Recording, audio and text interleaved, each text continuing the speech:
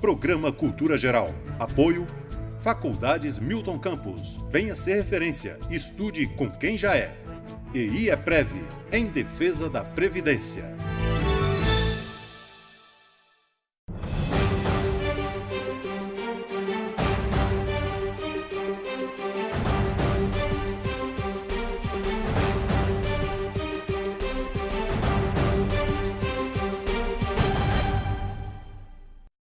Muito boa tarde, começando agora mais um programa Cultura Geral. Hoje um programa, mais uma vez, muito especial.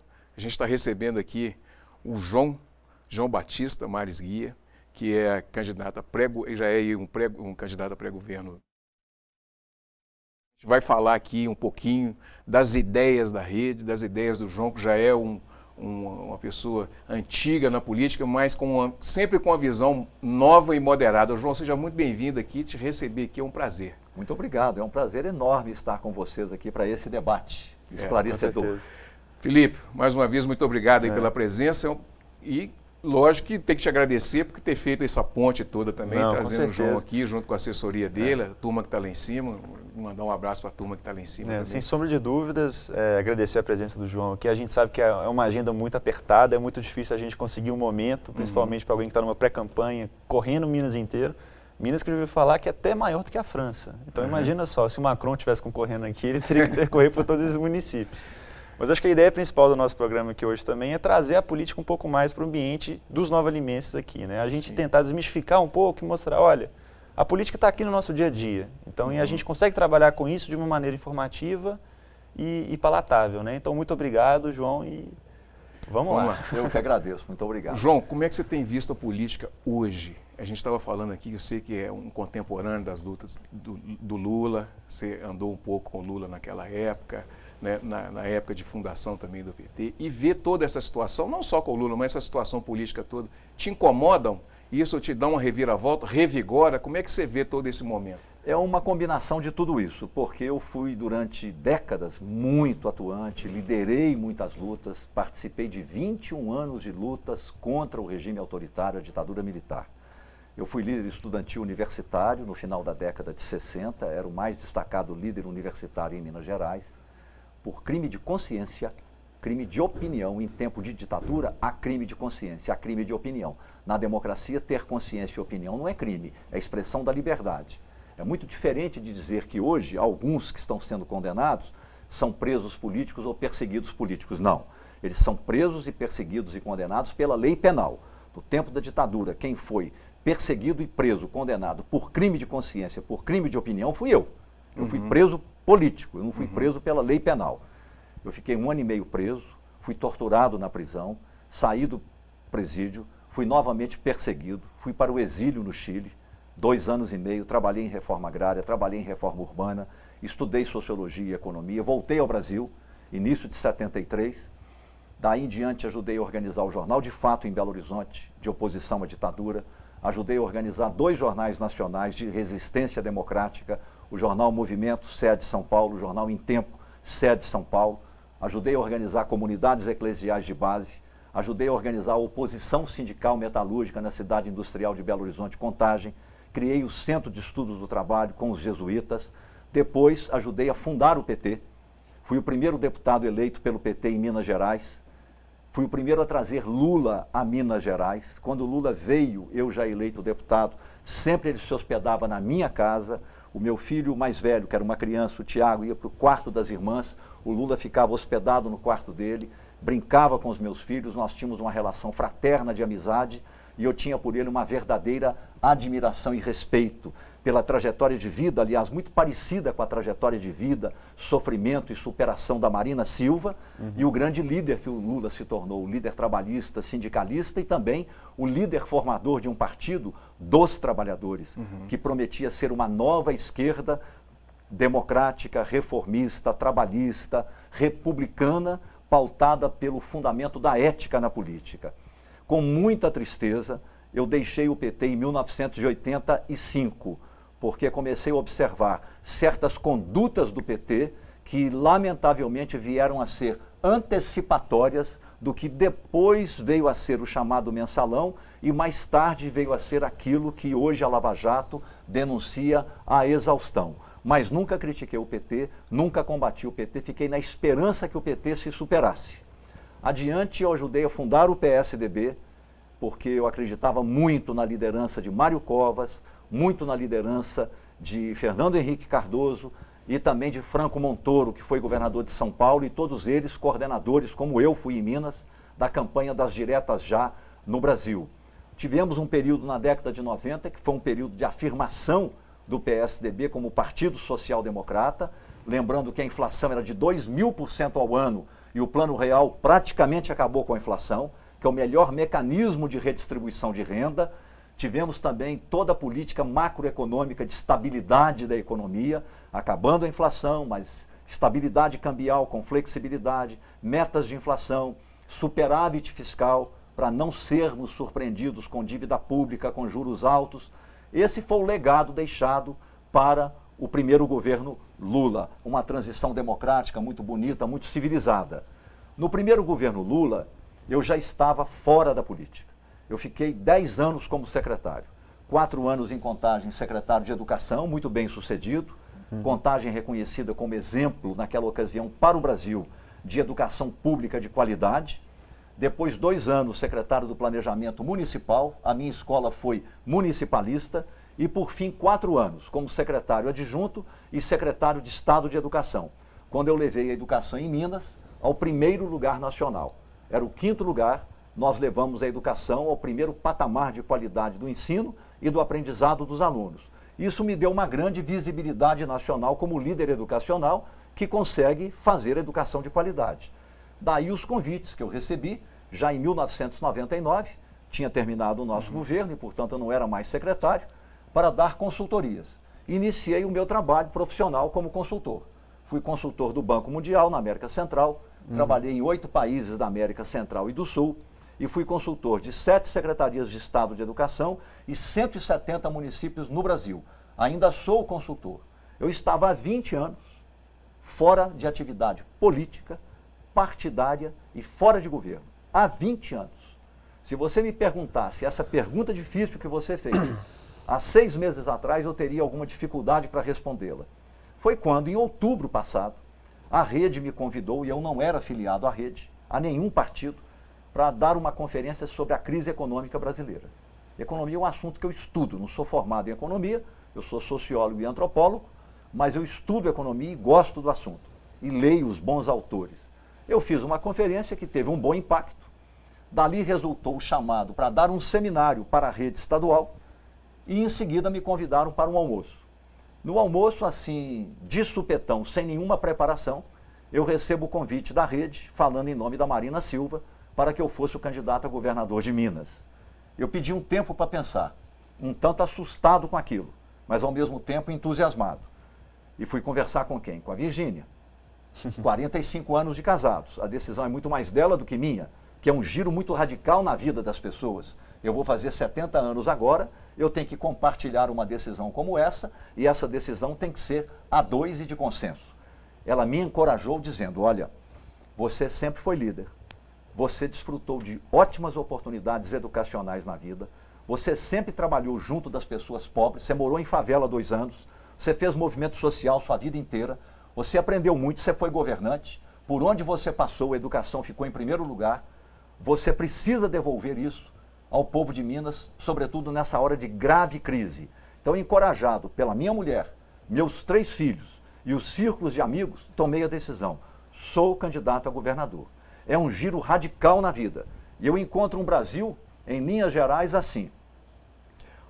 Um país que tem como presidente da República, embora legal, mas não tem legitimidade política, porque ele não tem liderança, ele não tem credibilidade. Ele está sofrendo agora a provável 3ª grave acusação por prática de corrupção, lavagem de dinheiro e organização de quadrilha na Câmara dos Deputados. 2 dessas acusações já foram protocoladas, discutidas e decididas na Comissão de Constituição e Justiça, e o Temer só não foi processado e afastado da presidência porque ele foi salvo pelo conluio do PSDB, do PMDB e do PP, e principalmente um conluio liderado por Aécio Neves, por Rodrigo Pacheco e por Antônio Anastasia. Eles salvaram Temer 2 vezes da cassação. O mesmo Anastasia e o mesmo Aécio que cassaram Dilma lembrando que o parecer que cassou Dilma foi escrito por Antônio Anastasia, inclusive um parecer técnico juridicamente muito bem elaborado, não entro no mérito, mas tecnicamente bem elaborado, cassaram Dilma. Pelas mesmas e talvez por piores razões, libertaram Temer por 2 vezes.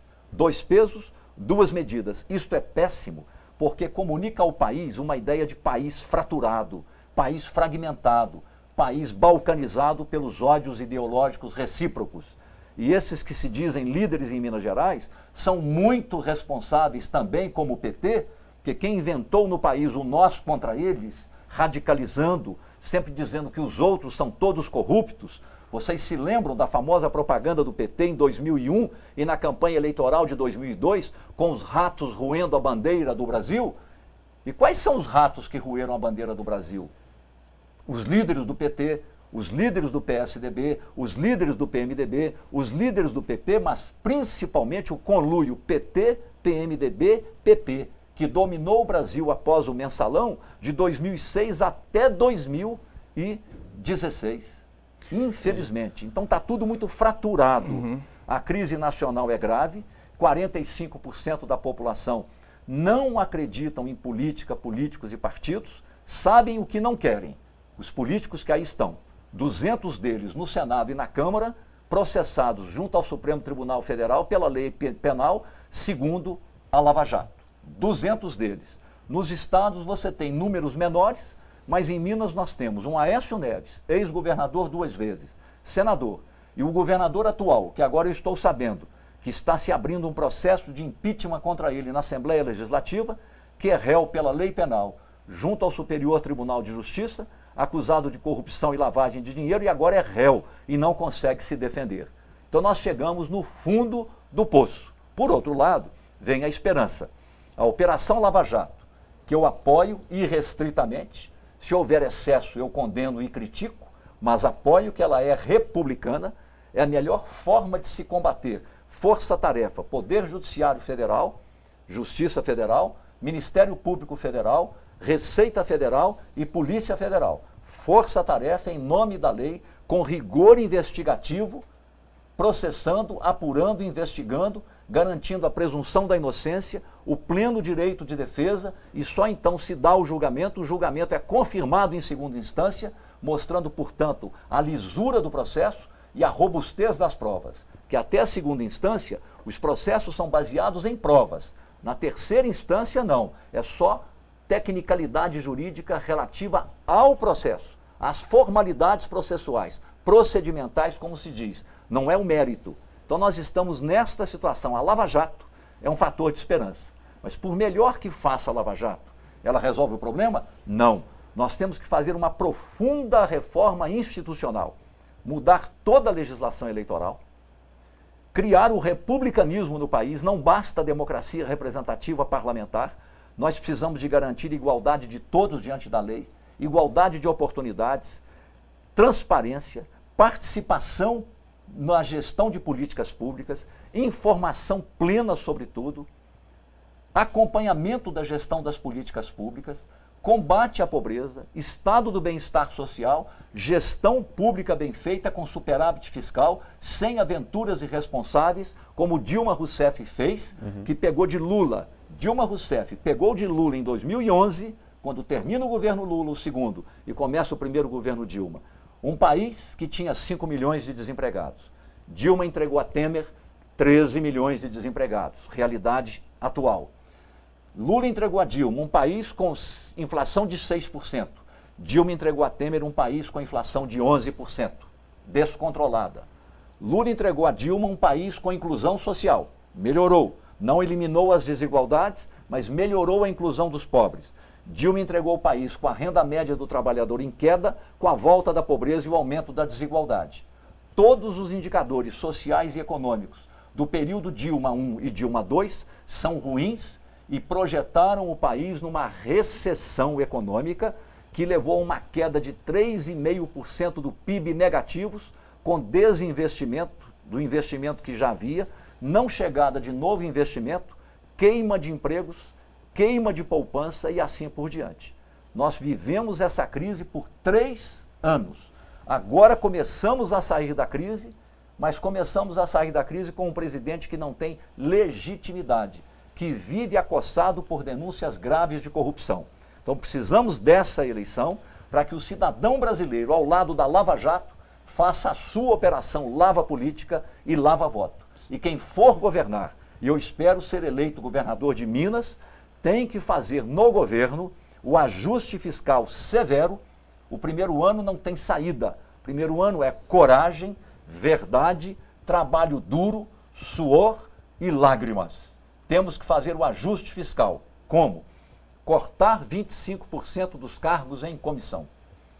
Todos os demais nomeados por critérios técnicos, independentemente de partido político, para que nunca mais partido político e políticos queiram nomear pessoas dentro do aparelho de Estado. Porque se querem nomear, tem algum interesse escuso. O ovo da serpente da corrupção volta. Então tem que profissionalizar como servidores de Estado, e não de governo, e muito menos de partido. Profissionalizar. Primeira coisa. Só aí dá uma economia de mais ou menos 500 milhões de reais, cortando 25% dos cargos e fundindo secretarias. Eu quero eliminar 5 secretarias de Estado.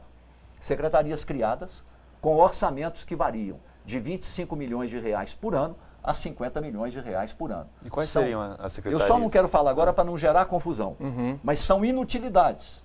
Os temas são importantes. Eu vou transformá-los em políticas públicas e em programas robustos, acoplados a outras secretarias, para economizar no custeio. Para que eu preciso fazer homenagem a políticos do meu partido ou políticos derrotados em eleições passadas, inventando secretarias, como é costume em Minas Gerais? Não só do PT, mas também do PSDB fazer esse tipo de coisa. Não, nós vamos racionalizar. Um Estado nem maior nem menor, nem máximo nem mínimo, é melhor, altamente eficiente e altamente transparente. Isso já dá, somado, uma economia de R$500 bilhão. Terceira coisa, auditoria completa da folha. Eu quero saber se essa folha de pagamentos está correta. Uma auditoria plena, se não há erros, se não há excessos, se não há... Esse é um questionamento que eu teria para fazer. No início do governo Pimentel, parece que o secretário de Planejamento, o secretário de Planejamento, falando na Rádio Itatiaia, me parece, que tinha a folha de pagamento, tinha 5 mil pessoas que tinham acesso. Como é que resolve isso, professor? Como é que resolve essa situação, João? Se tem muitas pessoas que têm acesso, significa que essas pessoas despontam, pelo menos algumas delas, de senha, podem inserir coisas indevidas aí, o que é uma forma de corromper a folha. Não posso afirmar porque não tenho essa informação. Sim. Mas posso afirmar coisas que não deveriam acontecer. E antes de criticar, por exemplo, a Polícia Militar, que eu respeito, que ela é provavelmente a melhor Polícia Militar do Brasil e é honesta, a Polícia Militar tem uma tradição de honestidade, mas a folha de pessoal da Polícia Militar é processada pela própria Polícia Militar. Isso é um extremo corporativismo e não é republicano. Quem tem que processar a folha com as informações pertinentes é a CEPLAG, da administração, e a CEPLAN. Isso tem que ser feito. Então eu quero unificar isto com total transparência, sem prejuízo a quem tem direito, mas eliminando as anomalias que eventualmente houver. Inclusive eu quero checar a questão das diárias. Eu sou candidato, eu viajo ao interior, eu fico em hotéis de 80, 90 reais a diária, hotéis simples, limpos, simples, com café da manhã modesto. Ora, somando diária, somando alimentação, manhã e tarde, eu não preciso de mais do que 250 reais dia. No estado nós temos diárias de 950 reais. Para quê? Para quem tem a diária convidar 4 amigos para churrascaria? Ficar em hotel de primeira classe? Por que isso? Nós temos que acabar com isso. E não é pouca coisa não, é muito. Há muito desperdício. Isso eu acabo no primeiro dia. Isso não tem conversa, isso não tem negociação. Isso é canônico, é republicano, é democrático, é ético. O ético é fazer isso. Além disso, tucanos e PT concederam, uns mais, uns menos, privilégios. Os candidatos a governador não vão falar desse assunto, não vão. Privilégios ao Poder Judiciário em Minas Gerais. Com todo respeito aos desembargadores. Eu já ia até fazer essa pergunta. Que tem cultura jurídica, tem mérito, participam da meritocracia. A meritocracia é uma virtude republicana, mas tem um perigo. Quando a meritocracia resulta em privilégios, a meritocracia vira aristocracia. Quando a aristocracia é cumulada de privilégios, ela vira oligarquia. E a oligarquia sem controle vira tirania. Isso é de Aristóteles. Antes de Cristo, Aristóteles escreveu isso. Nós estamos caminhando para a oligarquização do poder judiciário no Brasil, que deveria ser o mais republicano de todos os poderes, que a função da justiça é defender o cidadão contra a eventual tirania e arbítrio do Estado. Hoje o que nós estamos tendo é acumulação de privilégios na magistratura, que se emancipa como um poder independente, soberano e corporativo, acumulando privilégios de tal sorte que numa sociedade capitalista como a nossa, que tem classes sociais tão desiguais, aquele organismo que deveria ser produtor e reprodutor de justiça, inclusive redistributiva, ele mesmo passa a ser acumulador de privilégios e aumenta a desigualdade social. A mesma coisa acontece no Ministério Público, não vou entrar em detalhe, mas há privilégios. E a mesma coisa no Poder Legislativo e agora no Tribunal de Contas também. A questão é, quantos candidatos a governador, quando chegarem aqui na entrevista com vocês, vão estar dispostos a colocar o guizo no pescoço do gato e dizer assim, esse é um problema e o que vão fazer? Eu vou chamar para negociar. Eu sou um legalista e no Brasil de hoje é tanta ilegalidade e tanta corrupção que a legalidade tornou-se revolucionária. Revolucionária. Eu vou chamar para negociar, com todo o respeito que merecem. Conversar, mostrar as contas e vou dar o exemplo. Congelar o salário do governador, do vice e dos secretários. Tudo que puder fazer de lisura, de transparência, de rigor ético e de contenção, eu farei, doendo principalmente na própria carne, sem prejudicar os servidores, tanto quanto possível. Agora eu quero saber a disposição de sacrifício do Poder Judiciário, do Poder Legislativo, do Ministério Público e do Tribunal de Contas. Se não houver cooperação e sensibilidade, eu cumpro a lei, mas deposito, pago o que a lei manda, o vencimento, mas não pago as, por assim dizer, regalias. Não pago as vantagens. Não pago, por exemplo, auxílio moradia. O que eu faço? Deposito em juízo, judicializo a causa e levo ao Supremo Tribunal Federal. Mas antes eu peço a todos os governadores do Brasil para junto comigo fazermos a mesma coisa. Vamos entrar o Brasil inteiro com os empresários apoiando, com os prefeitos apoiando, com a opinião pública apoiando para mudar o Brasil e republicanizar o Estado brasileiro. Democratizar o Estado brasileiro. O Estado brasileiro está privatizado. Privatizado. São os interesses que mandam, não é o interesse público. Isso tem que mudar. Deixa eu fazer um intervalinho, tomar uma aguinha aqui, daqui a pouquinho a gente volta com mais cultura geral. Tem que tá quente, hein?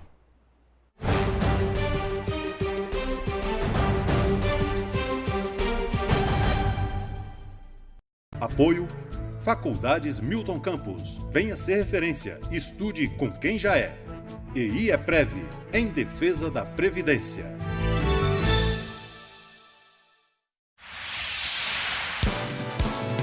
Canal Cidadão, Nova Lima e você.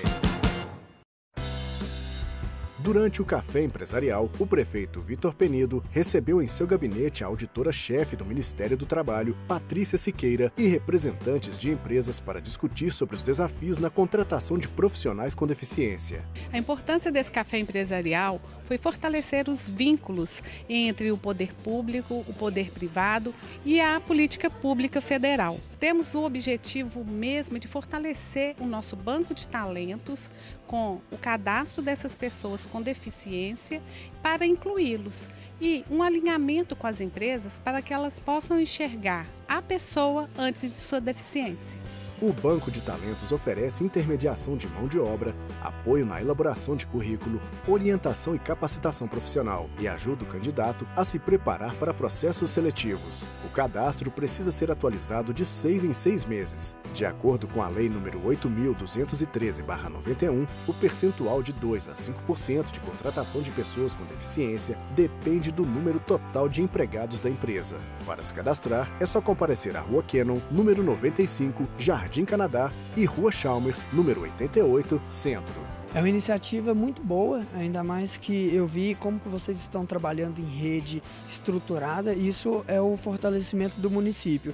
E sem contar que esse banco ele facilita as empresas a triar os perfis, né, das pessoas com deficiência. Mas Aí eu volto a falar de novo mais uma vez, a empresa ela não pode buscar a deficiência, ela tem que buscar o profissional, e banco vocês têm, de qualidade, pelo que foi apresentado aqui hoje. Hoje é muito importante para o Grupo CEMIL esse encontro. Nós buscamos parcerias para aumentar o nosso número de funcionários, dando oportunidade aos PCDs. Muito importante a capilaridade da Prefeitura Municipal de Nova Lima. A Prefeitura, com essa capilaridade, ela acessa aonde estão as pessoas com deficiência. Então, é muito importante que exista esse banco e que exista uma rede integrada em que a empresa possa acessar o município para pegar aquela pessoa e providenciar a empregabilidade. E o município de Nova Lima se cerca também de várias entidades de apoio às pessoas com deficiência que podem ajudar a fazer as adaptações necessárias dentro dessa empresa, seja na questão de conscientização e sensibilização, seja na adaptação do posto de trabalho. Nova Lima tem 956 vagas disponíveis, das quais 656 encontram-se preenchidas. Ao todo, 140 empresas estão fidelizadas ao programa Banco de Talentos. Saiba mais sobre as ações da Prefeitura em nosso site www.novalima.mg.gov.br, nas redes sociais Prefeitura de Nova Lima Oficial e no jornal A Cidade.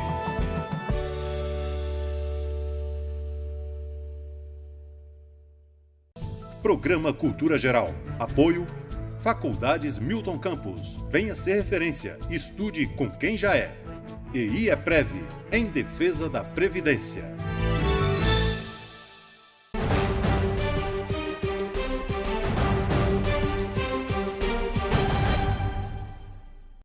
Bom, de volta aí com o programa Cultura Geral, a gente está recebendo aqui o João Mares Guia. Ô, João, deixa eu rolar uma bolinha redondinha para você chutar aqui. Como é que nós vamos resolver o problema da educação e dos professores? Os professores sofridos aí a vida inteira, né? E a educação do jeito que a gente está vendo aí, tudo sucateado, né? Tem essa coisa também das famílias não se sentirem pertencentes à escola, né? Coisa que a gente via em outras épocas, né?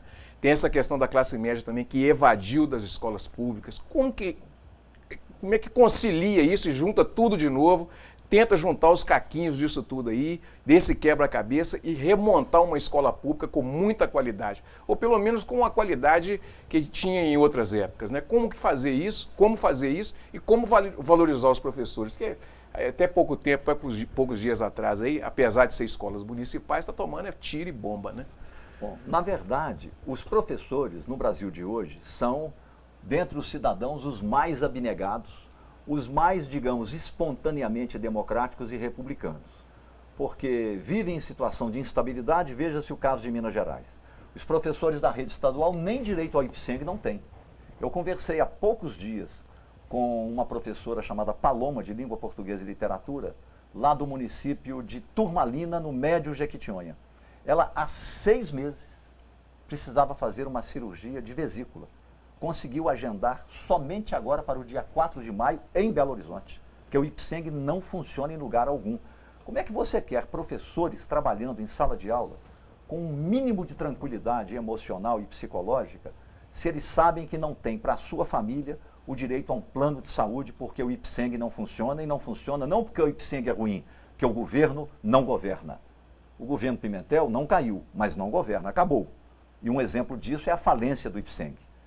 Como é que a pessoa tem tranquilidade para trabalhar sabendo que a sua família não tem assistência? E com o salário que tem, como é que um professor, por exemplo, se consorcia numa Unimed, que é muito boa, para pagar R$1.000 por mês? Não tem como, não tem salário para isso. Então é a quadratura do círculo que nós temos que resolver. O quadro da educação hoje em Minas e no Brasil é dramático. Nós já fomos o melhor estado em educação na década de 90, como eu disse no começo. Hoje, o IDEB, Índice de Desenvolvimento da Educação Básica, usado pelo Ministério da Educação através da aplicação da Prova Brasil para medir a qualidade do aprendizado dos alunos. O IDEB do ensino médio em Minas Gerais, rede estadual, que os municípios não têm ensino médio, é de 3,8 numa escala de 0 a 10. O que significa isso? Que a maioria dos estudantes que concluem aos 17 anos de idade o 3º ano do ensino médio tem uma cultura em língua portuguesa e em matemática esperada de um aluno de 12 anos de idade que está no 7º ano do ensino fundamental. o que significa uma defasagem ou um não aprendizado em língua portuguesa e em matemática correspondente a 5 anos de escolaridade. O 8º e o 9º ano do fundamental e os 3 anos do ensino médio. Quando vamos ao ensino fundamental de 9 anos, o aluno de 14 anos, 9º ano, ao concluir o fundamental, a nota média dele na Prova Brasil, o IDEB, é 4,8. Isso significa que esses alunos estão aprendendo em língua portuguesa e em matemática o que se espera de um bom aluno de 10 anos de idade, concluinte do 5º ano. Ou seja, não são bons leitores, não são bons escritores, não são bons intérpretes, não são bons para resolver problemas, não dominam a língua inglesa, eventualmente não têm o domínio de habilidades tecnológicas e assim por diante. Quando chegamos nos anos iniciais, criança de 6 a 10 anos de idade, o IDEB é 6,2. Apenas inicialmente suficiente. Mas lá no Ceará, já temos mais de 30 municípios, cujo IDEB nos anos iniciais é maior do que 8 ou igual a 8. O Ceará hoje é o melhor estado brasileiro em educação básica. Sobral é o município melhor em educação básica no Brasil. IDEB 8,8 nos anos iniciais. Lá, a filha da lavadeira, assim como o filho do professor, escrevem bem 3 textos por semana, entendem o que leem, fazem cálculo matemático, entendem de estatística, sabem inglês, trabalham com os recursos tecnológicos, detêm um conjunto amplo de competências e habilidades, detêm, portanto, conhecimentos suficientes para a empregabilidade futura. Nós precisamos urgentemente fazer em Minas uma revolução educacional. Como? Resolvida a crise fiscal, ou iniciando a resolução dela, abrir a discussão de um plano de carreira meritocrático, que envolva de fato a avaliação do desempenho, porém com a igualdade de oportunidades para os professores. Para que haja igualdade de oportunidades. 2, voltar com os programas estruturadores de formação continuada em serviço, semelhante ao que eu fiz na década de 90, o PROCAP, Programa de Capacitação de Professores, e o PROCAD, Programa de Capacitação de Diretores. Toda pesquisa empírica mostra e comparada, professor bem formado, diretor bem formado são fundamentais. E o professor que conhece o currículo e cumpre o currículo com planejamento semanal de aula, o aluno aprende muito mais. Então nós vamos voltar a fazer isso em Minas Gerais, que Minas parou de fazer isso há muito tempo. Tanto no período Pimentel PT-MDB, como no período PSDB, especialmente no período Anastasia. Uma terceira coisa fundamental, os professores estudam, fazem formação continuada e vão dispor da oportunidade na linha de cumprir o que dispõe uma das metas do Plano Nacional de Educação, de fazer um mestrado aplicado a ensino, não um mestrado acadêmico genérico, um mestrado que seja necessário para o professor melhorar a sua performance, cultura e desenvoltura pedagógica a serviço do ensino e do aprendizado. Então são mestrados que terão uma certa orientação da própria Secretaria de Educação, porém mestrados. Temos 12 universidades federais em Minas Gerais. Temos a UENG e a Unimontes, e temos a PUC. É o estado que mais tem universidades federais, afora os centros universitários privados. Então nós podemos chamar os melhores, fazer um consórcio em todo o estado e o programa de mestrado ser distribuído territorialmente, usando a ociosidade das universidades onde houver à noite e usando inclusive o sábado, a custo zero para o professor. Nós devemos isso ao nosso professorado, tanto o professorado da rede estadual quanto o professorado da rede municipal. Não tem uma lei federal vinculatória que dispõe sobre o Plano Nacional de Educação? Não tem uma regra lá dentro, que é uma meta segundo a qual nós temos o dever de oferecer como governantes o mestrado aos professores? Então vamos garantir isso aos professores. Como se faz na Europa, se faz na Ásia, se faz ali onde a educação é melhor. E isso não existe hoje. Um outro ponto, gradualmente, dependendo da resolução da crise fiscal e com a retomada do crescimento econômico, melhorando as receitas, introduzir a escola em tempo integral para o aluno e para o professor que fizer essa opção. Você não pode impor isso ao professor, que ele tem outras atribuições, mas eles serão convidados, os bons professores, os bem avaliados, a trabalhar em tempo integral, em escolas de tempo integral, com um currículo integral, que além das disciplinas acadêmicas, você introduz os esportes, o jogo de xadrez, a capoeira, o balé, o teatro, a dança, a literatura, a língua inglesa. A escola tem que ser em tempo integral, estuda matemática, vai fazer capoeira. Estuda língua portuguesa e literatura, vai fazer teatro, dramatização. A escola tem que ser alegre, saudável. Os adolescentes e as crianças adoram isso. Uma escola alegre, fraterna. Uma escola com recursos tecnológicos, com as novas base tecnologias. lá no Anísio Teixeira, mais ou menos ali daquela... O modelo é o Anísio Teixeira dos anos 50, que começou a ser seguido por Brizola Darcy Ribeiro no Rio de Janeiro, mas infelizmente não houve o recurso necessário e não puderam fazer de acordo com o que queria Anísio Teixeira. O meu modelo é Anísio Teixeira, para mim o maior pensador sobre educação no Brasil em todos os tempos. Queremos implantar isso em Minas Gerais com a ajuda de municípios, mas os municípios têm a exigência de universalizar a creche e a pré-escola. A creche e a pré-escola são os níveis de ensino mais caros que há, que são crianças, turmas menores, 5, 6 refeições dia, banho, cuidados, além da professora, uma cuidadora, então o custo é muito maior e esse custo recai sobre os municípios. Então o Estado tem que ter essa compreensão para que essas transições sejam moderadas. Nesse sentido, estados e municípios e todos os governadores olhar para o governo federal e para o Ministério de Educação e fazemos um pacto. Qual é o pacto? Os recursos do Ministério da Educação hoje são assim distribuídos para 2 milhões e 100 mil alunos de universidades federais e 5 milhões e meio de alunos das instituições particulares contempladas pelo FIES e pelo ProUni, não são todos os alunos FIES e ProUni. Isso demanda do MEC 2/3 dos recursos, para atender 2,1 milhões de alunos das federais e mais ou menos 1 milhão de alunos do ProUni FIES. Então, recursos públicos federais para 3,1, 3,2 milhões de alunos. No outro lado, nós temos mais de 40 milhões de alunos no Brasil na educação básica, na educação infantil, no ensino fundamental e no ensino médio. Sim. E não temos redes públicas de ensino tecnológico de nível pós-médio entre o ensino superior e o ensino médio para o jovem pobre poder fazer o curso tecnológico, entrar no mercado, ganhar 3, 4, 5 mil reais por mês e pagar a sua faculdade.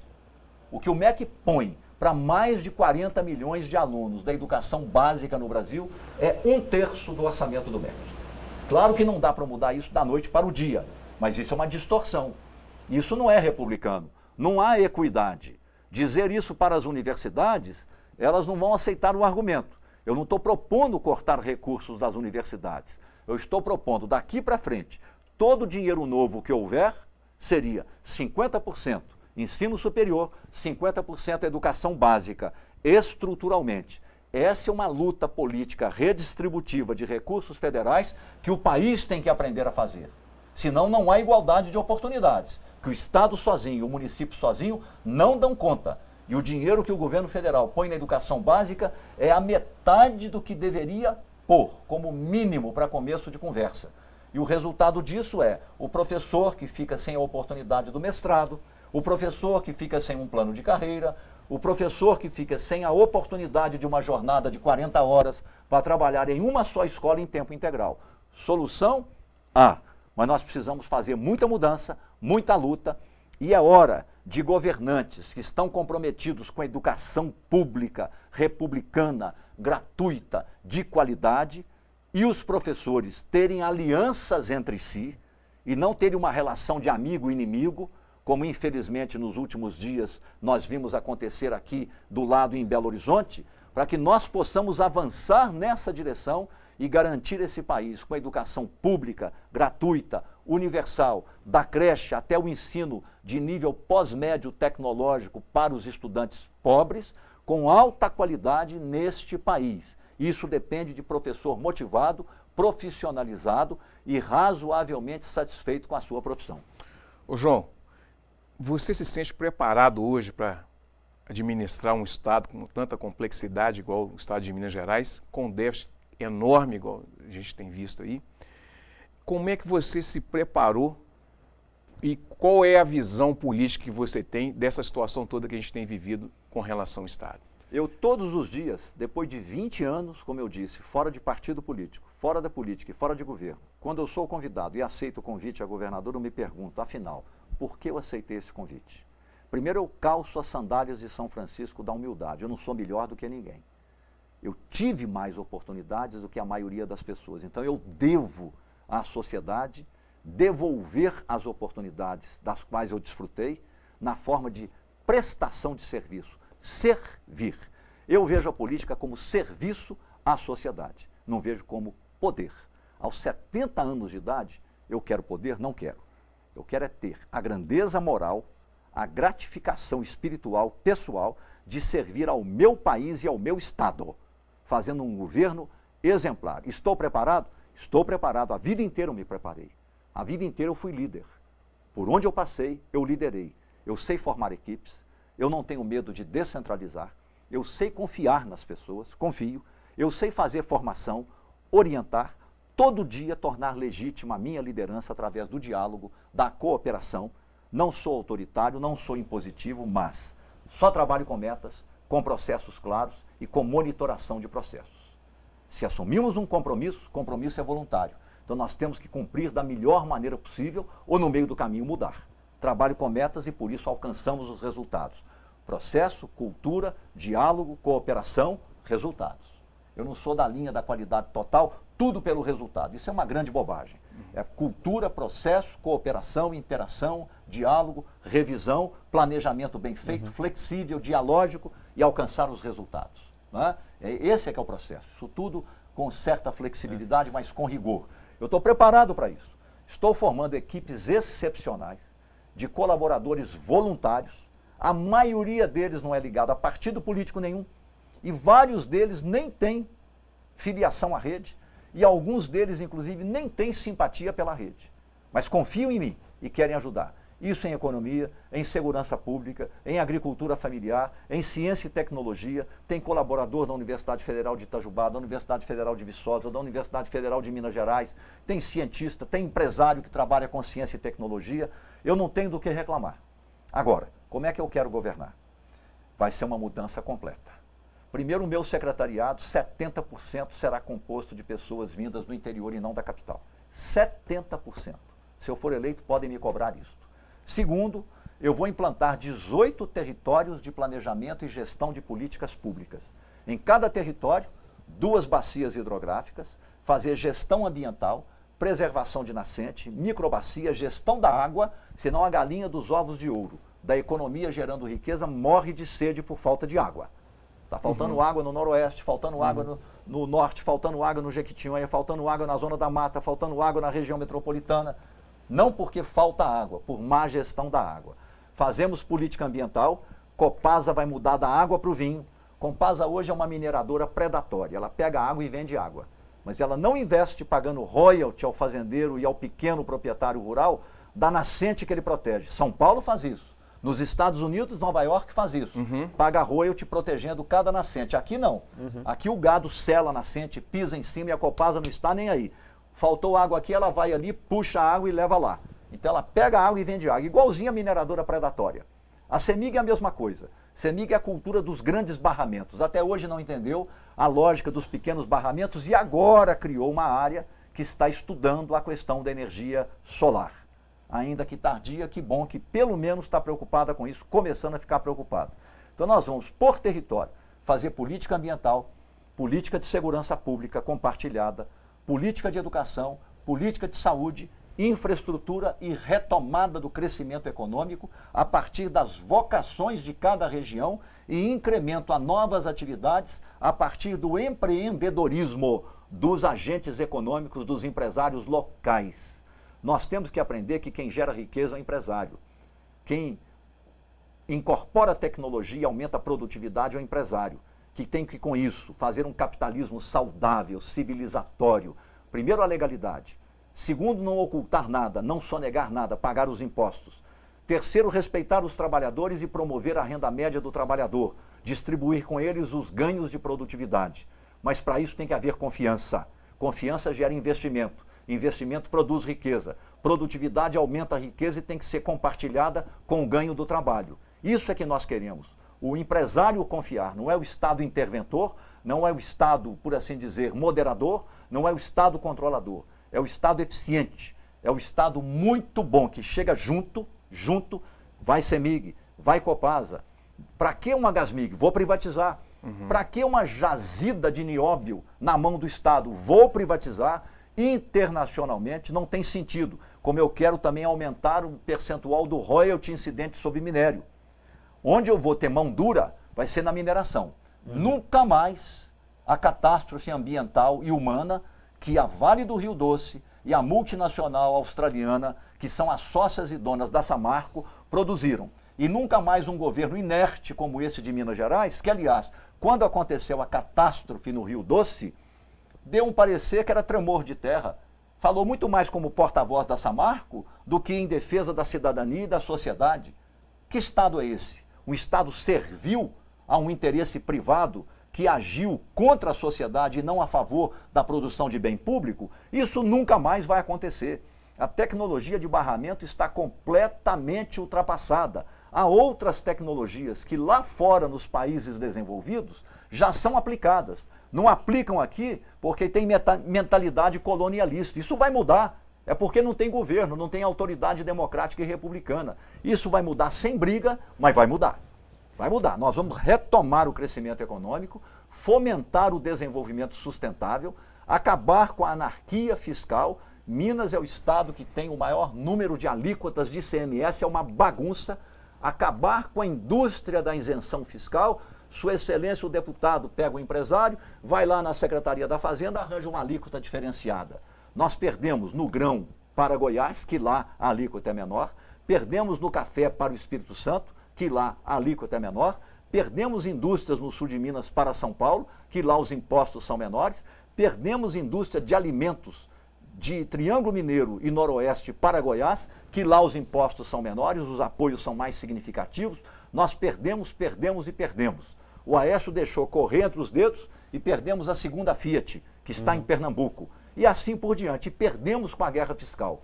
É o pior estado, é o que mais perde com a guerra fiscal, é o que tem a situação fiscal, isto é, gastamos mais do que arrecadamos.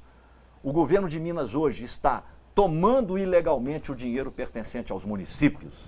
4 bilhões de reais pertencem à saúde dos municípios, o Estado retém para fazer fluxo de caixa e pagar folha. Esse é o governo Pimentel. É um governo que já acabou, só não caiu. Qual é a mensagem que o senhor deixaria para o eleitor, para as pessoas que estão do lado de lá, que estão nos assistindo agora, para a gente finalizar? A solução. A solução começa pela formação de uma arca da confiança entre governantes honestos, que têm ética, mas não basta ser honesto, que isso é um dever moral primário. Tem que ter conhecimento, tem que ter capacidade de liderar, tem que ter coragem moral para tomar decisões. Um governante hoje não é santo, mártir e herói, e muito menos um cowboy solitário que faz no lugar do outro. É um líder da sociedade que mobiliza a sociedade, mobiliza as paixões, as capacidades, forma alianças, é dialógico, trabalha com a verdade, trabalha com a informação, forma consensos, mas toma as decisões, sustenta as decisões e promove a mudança. Isso é perfeitamente possível fazer. Assim como a Lava Jato é um sinal de esperança de que é possível acabar com a corrupção, pois a corrupção, a economia política da corrupção, nos mostra que ela rouba até 30% de toda a riqueza nacional, até 30%. Se acabamos com isso, já vamos ter mais 30% de recursos. Começa aí a esperança na ação. Não é esperança esperada, é a esperança na ação. E como é que o cidadão pode realizar a esperança na ação? Acompanhando os debates. Está me ouvindo aqui? Procura saber quem sou eu. Questiona para saber se o que eu estou falando corresponde de fato ao que eu penso, quais são os meus valores, o que as pessoas dizem a meu respeito, qual é a minha vida, qual é a minha biografia, se eu tenho sido coerente. Checa isso, pergunta para todo mundo, checa, mas toma uma decisão, faça uma escolha, vá lá e vota. Votou, cobra, fica em cima.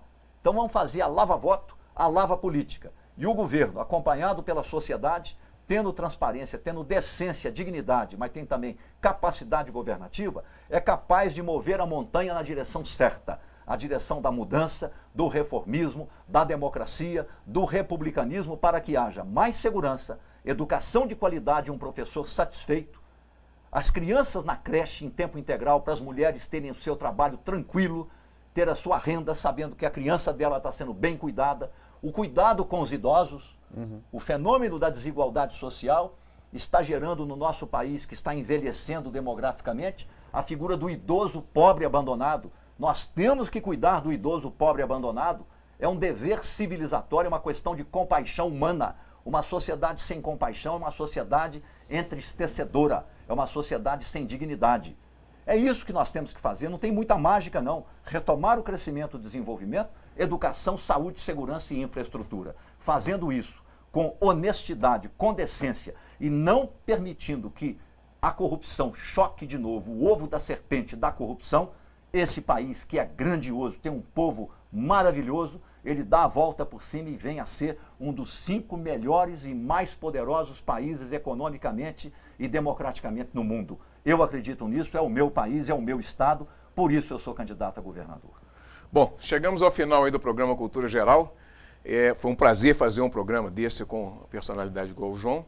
E a gente continua aberto com as outras candidaturas, com os outros pré-candidatos a governador também. A gente vai continuar fazendo do Cultura Geral esse espaço democrático de debate, de conversa, né, de ações políticas e eleitorais que possam esclarecer cada vez mais os eleitores de Nova Lima e de Minas Gerais. Um grande abraço e até segunda-feira, se Deus quiser, com mais um Cultura Geral. Foi bom, João? Muito obrigado.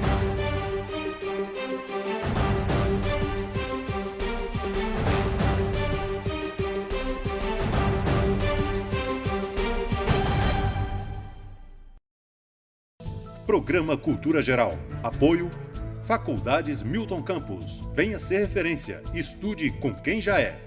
EI é Prev, em defesa da Previdência.